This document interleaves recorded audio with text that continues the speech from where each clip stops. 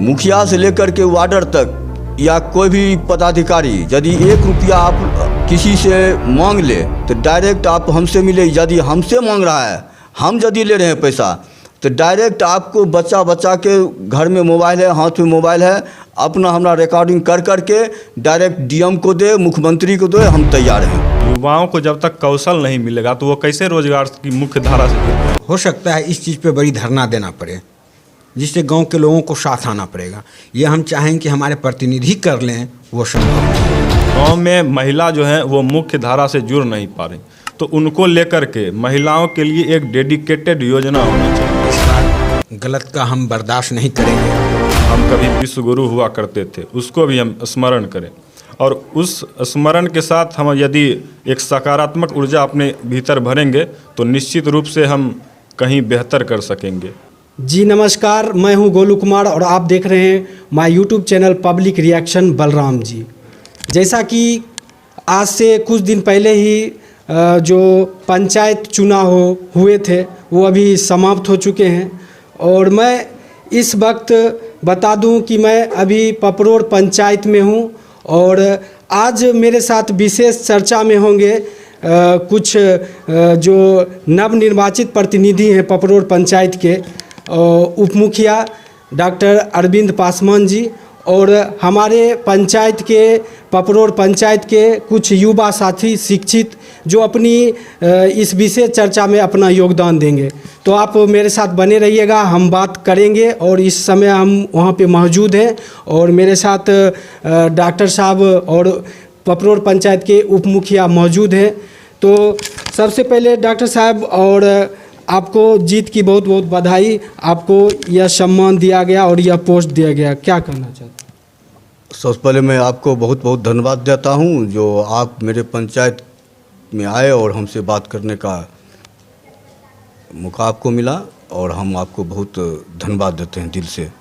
तो देखिए, मैं बात करूं पंचायत की, तो एक अच्छा पंचायत, एक सुंदर पंचायत और एक आदर्श पंचायत कैसे बने, और इस मुद्दे पे लेके हम इस पंचायत में आए हैं। और ख़ासकर हमसे इन्होंने कुछ टाइम दिया और इन्हें जो जिम्मेदारियां मिली है, लोगों ने इस बार जो अपना विश्वास इन पे जिताया है और जताया है, और उन पे इनकी क्या राय है, ये लोगों की विश्वास पे कैसे खड़े उतरेंगे, और इनकी इस बार अपने गांव को, अपने ग्राम पंचायत को लेकर इनकी क्या सोच है, क्या रणनीति है, इस पे हम बात करते हैं। सर बताइए, क्या आपकी रणनीति है? सबसे पहले मेरा रणनीति है, जो मेरे पंचायत में हवासपुर पंचायत भी 3 वार्ड है, जुट गया है। वहाँ जो है शिक्षा का बहुत ज़्यादा दिक्कत है, तो हम चाहते हैं, मुखिया जी से भी अनुरोध किए हैं, और मुखिया जी हमारे अपने बहुत तेजस्वी हैं, और मैं चाहता हूं जो वो किसी तरह हवासपुर पंचायत में एक विद्यालय का निर्माण करें, और उनका दिमाग में भी ये बात है शिक्षा के बारे में। दूसरी बात, हमारे पंचायत में जल निकासी की बहुत बड़ा मुद्दा है, तो हम और मुखिया जी से बात कर करके और बात किए भी हैं, जो जल निकासी किस ढंग से, थोड़ा सा भी बारिश होने के बाद हमारा पंचायत जो है पानी में हो जाता है। बच्चों को, महिला को घर से निकलना बड़ा मुश्किल होता है, तो हम चाहते हैं जो मुखिया जी के द्वारा और मुखिया जी के सहयोग से हम चाहते हैं जो पंचायत का पानी निकासी किस ढंग से हो, उस पर हम लोग विचार कर रहे हैं। दूसरी बात, साफ़ सफाई का, स्वच्छता अभियान के लिए, तो मुखिया जी और हम दोनों आदमी विचार किए हैं, जो हर वार्ड में 16 वार्ड है हवासपुर लेकर के, 16 वार्ड में जो है डस्टबिन का डब्बा घर घर रखा जाए, और हर वार्ड में 2-2 व्यक्ति को बहाल कर करके वो कचरा को जो है कहीं दूर जा कर के फेंका जाए। तो देखिए, इनकी सोच एक आदर्श ग्राम बनाने की इनकी जो सोच है।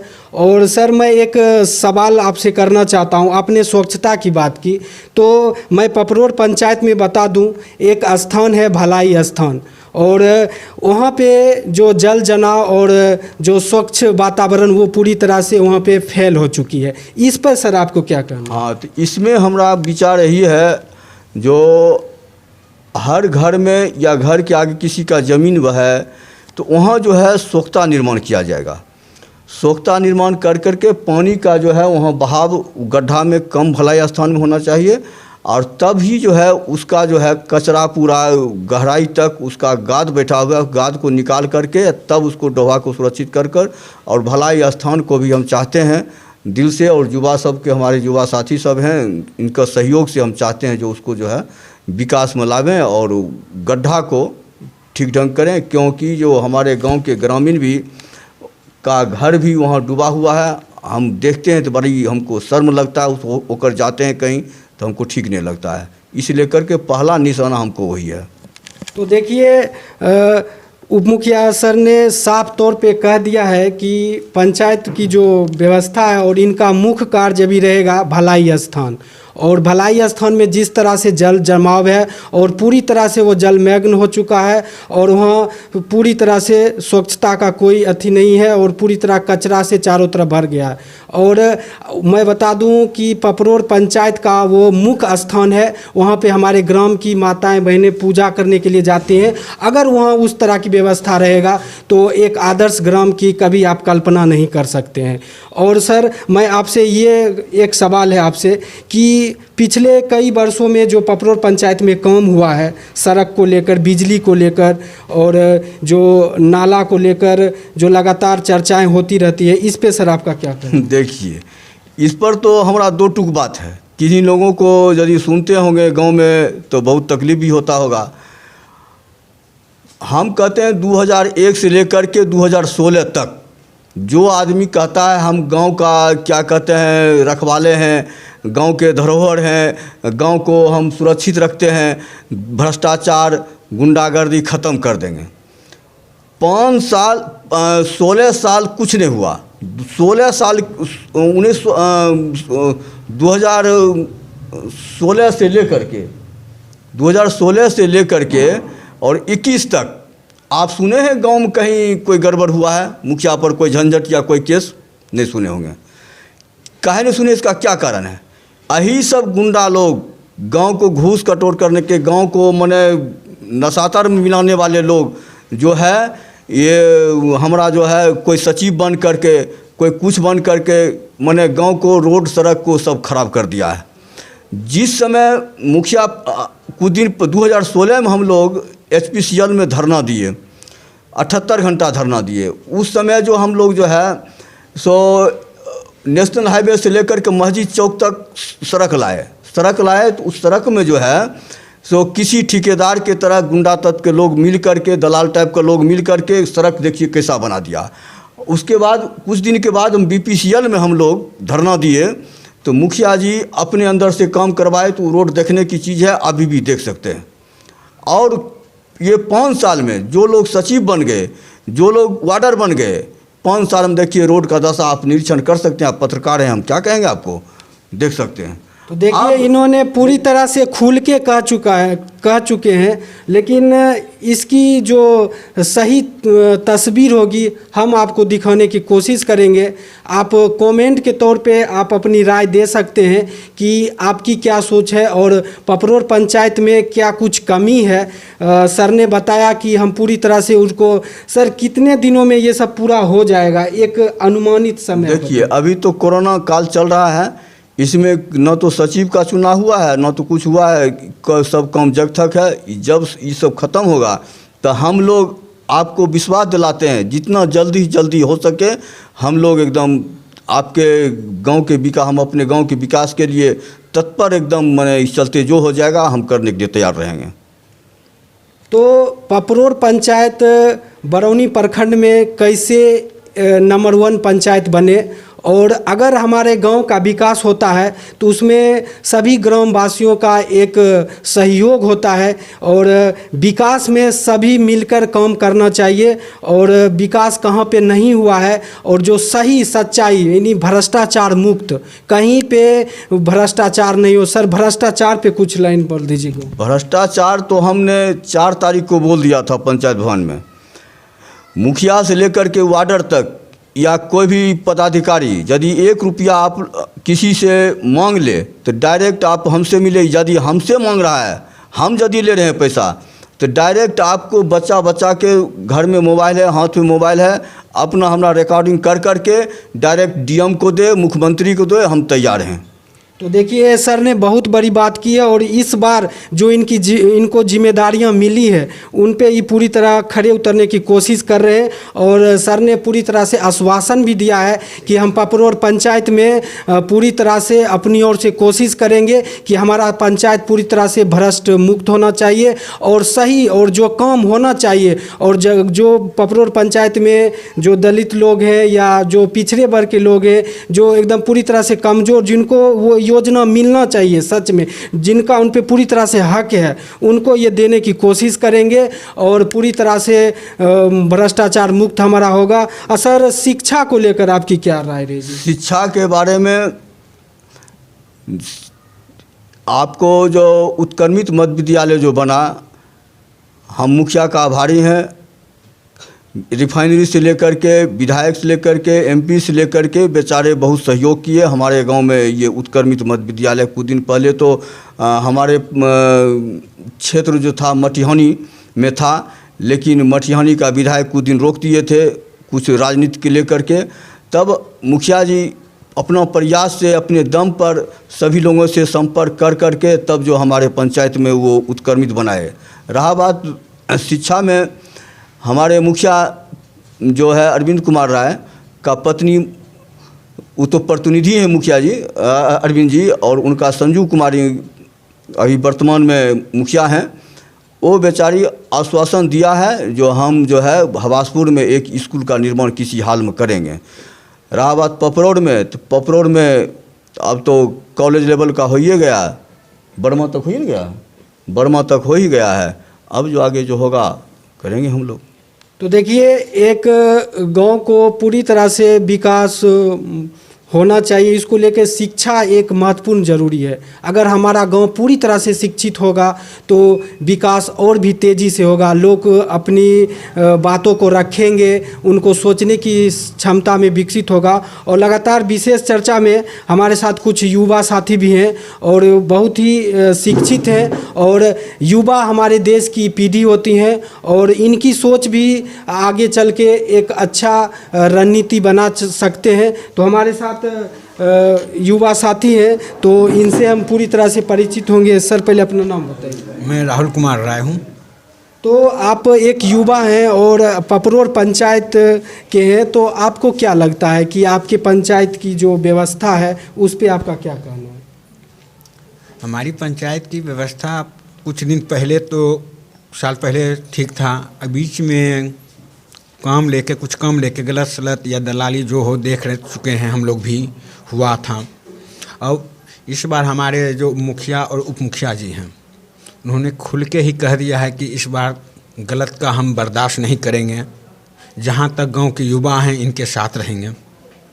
और गांव पपरोर एक कोई गांव नहीं, एक परिवार है जहाँ पर हर तबके के लोगों को एक साथ आके अपनी जिम्मेदारी के साथ निभाना पड़ेगा कि हमारे अंदर यह काम है। क्योंकि हम सब काम मुखिया या किसी पे छोड़ देंगे, वो संभव नहीं है कि वो कर पाएंगे अकेले। तो देखिए, इन्होंने बहुत बड़ी बात की है कि आपको जिम्मेदारी लेनी पड़ेगी। अगर आप पपरोर पंचायत के हैं तो सभी को इसमें अपनी भागीदारी, आपको पीछे नहीं हटना पड़ेगा। जहाँ पे जो सच्चाई है वहाँ पे उसको आपको दिखाना पड़ेगा, तभी आपका गांव और आपका पंचायत एक अच्छे लेवल का पंचायत बन सकता है प्रखंड में। और हमारे साथ अच्छे वक्ता भी हैं और अच्छे इनके पास नॉलेज भी है। पहले आप अपना इंट्रोडक्शन दीजिए। मेरा नाम ललित कुमार है। तो आपकी क्या राय है अपने पंचायत को लेकर? देखिए, पंचायत में सबसे पहले मुख्य रूप से विकास कार्यक्रम, जो भी विकास योजना होता है, उसमें मुख्य रूप से शिक्षा, स्वास्थ्य और रोजगार हमारा मेन मोटो होना चाहिए। तो शिक्षा को लेकर के हमारे पास स्कूल है, तो लेकिन स्कूल है, पढ़ाई तो होती है, लेकिन हमारे पास स्किल डेवलपमेंट का कोई सेंटर हमारे गांव में नहीं है। युवाओं को जब तक कौशल नहीं मिलेगा तो वो कैसे रोजगार की मुख्य धारा से जुड़ पाएंगे। सही बात की, आपको वेल ट्रेंड होना चाहिए युवा। और पहले तो उनको रोजगार मिलना चाहिए, स्किल्ड बेस्ड होना चाहिए, एक कौशल केंद्र खुलना चाहिए गांव में। दूसरी बात कि अभी पूरे भारत में 2,52,000 पंचायत हैं, उनमें से लगभग तकरीबन 80-90 हज़ार आसपास हमारे महिला प्रतिनिधि हैं। गांव में महिला जो हैं वो मुख्य धारा से जुड़ नहीं पा रही, तो उनको लेकर के महिलाओं के लिए एक डेडिकेटेड योजना होना चाहिए। महिला कैसे मुख्य धारा से जुड़ेंगे, उनके लिए छोटा कुटीर उद्योग या नया जो अभी सरकारी स्कीम्स हैं वो जनप्रतिनिधियों के माध्यम से वो स्कीम्स लागू होना चाहिए। और जहाँ तक स्वास्थ्य का बात है, तो स्वास्थ्य में कहीं ना कहीं कुछ ना कुछ कमी है हमारे गांव में प्राथमिक उपचार केंद्र है, वो लगातार कभी खुलता है कभी बंद रहता है, तो वहाँ फर्स्ट एड वगैरह की भी व्यवस्था नहीं रहती है।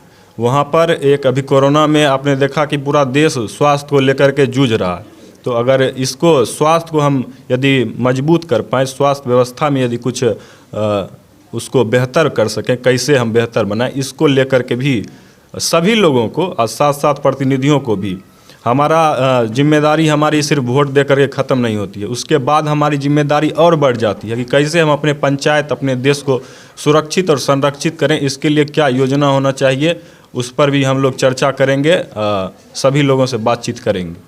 तो देखिए, एक युवा होने के नाते इन्होंने बहुत बड़ी बात की है और ये अपने तौर पे इन्होंने जो शिक्षा ग्रहण की है उनके हिसाब से इन्होंने गांव में उद्योग, छोटे छोटे कुटीर उद्योग होना चाहिए और स्कूल और स्वास्थ्य को लेकर इन्होंने बहुत बड़ी बात कही है। अगर इनकी बातों पे आप अमल करते हैं और युवाओं को आपको साथ में लेके चलना होगा, क्योंकि एक युवा अपनी नई सोच और अपनी नई रणनीति से अच्छे विकास और अच्छी व्यवस्था को रंग रूप दे सकते हैं। तो लगातार हमारी कोशिश रहेगी कि पपरोर पंचायत में एक अच्छा विकास हो और हमारे उप मुखिया सर ने भी लगातार अपनी बातों को रखा और उनकी बातों पर अमल करते हुए हम पपरोर पंचायत में जहाँ पे कुछ त्रुटिपूर्ण कार्य हुए हैं, जैसे कि विकास कहीं पे अवरुद्ध हो चुका है, रुक चुका है, उसको हम दिखाने की कोशिश करेंगे। और सर ने आश्वासन भी दिया है कि जे कुछ समय लगेगा लेकिन हम लोग उस पे पूरी तरह से खरे उतरेंगे।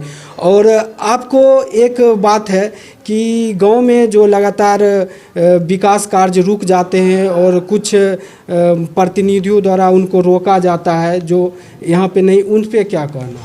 देखिए, जब आप अच्छा काम करते हैं समाज में तो कुछ तरह के असामाजिक तत्वों का आपको सामना करना पड़ेगा, और यदि कहीं गलत हो रहा है तो यदि कोई लोग रोक रहे हैं तो वो तो अच्छी बात है, विरोध तो लोकतंत्र का श्रृंगार ही है। यदि कहीं गलत होता है तो विरोध होना ही चाहिए, और यदि कहीं सही कार्य में बाधा पहुंच रही है तो उसको लेकर के प्रतिनिधियों के माध्यम से आपके पास प्रशासन के पास जाना चाहिए, डीएम साहब के पास जाइए, आप जहां भी जा सकते हैं। वो विकास तो बिल्कुल होना ही चाहिए, और विकास में यदि बाधा आ रही है तो हमारे समाज की प्रगति रुक जाएगी, तो प्रगति रुकनी नहीं चाहिए। तो प्रगति रुकनी नहीं चाहिए, और विकास की मुख्य धारा से जनता को जोड़ने के लिए जो भी हमारे पास कठिनाई है उस कठिनाई को दूर करने के लिए जो भी कार्य होना चाहिए वो निश्चित रूप से होना ही चाहिए। देखिए, बहुत बहुत अच्छी बात ही बोलते हैं। और युवाओं को लेकर क्या सोचे, इस पंचायत के युवा किस तरह से भटक रहे हैं और युवाओं को क्या रणनीति बना के चलना चाहिए? देखिए, सबसे पहले युवाओं की यदि बात करें तो भारत तो युवाओं का देश है। तो युवा आजकल मैं देखता हूँ कि शिक्षा और उद्यम में यदि युवा बेहतर कर सके तभी हमारा देश आगे जाएगा। तो युवाओं को मैं एक संदेश देना चाहता हूँ कि आप योग से जुड़े, आप अपनी सभ्यता, अपनी संस्कृति को याद करें। हम कभी विश्व गुरु हुआ करते थे, उसको भी हम स्मरण करें, और उस स्मरण के साथ हम यदि एक सकारात्मक ऊर्जा अपने भीतर भरेंगे तो निश्चित रूप से हम कहीं बेहतर कर सकेंगे, बेहतर से बेहतरीन हो सकेंगे। तो देखिए, इन्होंने युवाओं के लिए अच्छी बात की है, युवा इस पे अमल करें। और राहुल जी भी हमारे साथ हैं युवा, इन पे थोड़ी जल निकासी पे हम चर्चा कर सकते हैं कि पपरोर पंचायत में जल निकासी की क्या व्यवस्था है, उस पे आपका क्या कहना है? पपरौर में जल निकासी सबसे बड़ी समस्या है। इसकी समाधान के लिए हमें लोगों को या गांव के कुछ प्रतिनिधि और गांव के कुछ युवाओं और लोगों को एक साथ आकर HPCL और BPCL से जल निकास नली के लिए मांग किया जाए। इसका हमें नज़रिया से इसको से पूरे गांव को एक नाला के रूप में बना के नहर में जोड़ा जाए। हम लोग का कहना है कि आज हो नहीं कल, कहने का मतलब 1 महीना 2 महीना बाद हम लोग हो सकता है इस चीज़ पे बड़ी धरना देना पड़े, जिससे गांव के लोगों को साथ आना पड़ेगा। ये हम चाहें कि हमारे प्रतिनिधि कर लें, वो संभव नहीं है। और भारत लोकतंत्रों का देश है और राहुल जी ने बताया जल निकासी की ये व्यवस्था है। सभी को लोकतंत्र में बोलने का अधिकार है, वो अपने अधिकार की मांग के लिए लगातार धरने पे बैठते हैं। और मेरा कहना सभी ग्रामवासियों से यही है कि गांव में विकास कार्य में आप लोग सहयोग करें और जहां पे गलत हो रहा है वहां पे आप आवाज़ उठाएं और सच्ची और पूरी सच्चाई के साथ आप गांव की विकास में आप सहयोग करें, तभी आपका गांव एक सुंदर आदर्श ग्राम बन सकता है। और ये हमारे लिए खुशी की बात होगी कि हमारे जो मुखिया हैं उन्हें अच्छे काम करने के लिए उन्हें सम्मानित किया जाए, ये हमारे गांव के लिए गौरव की बात होगी। कैमरा पर्सन बलराम के साथ मैं गोलू कुमार, बेगूसराय, बिहार।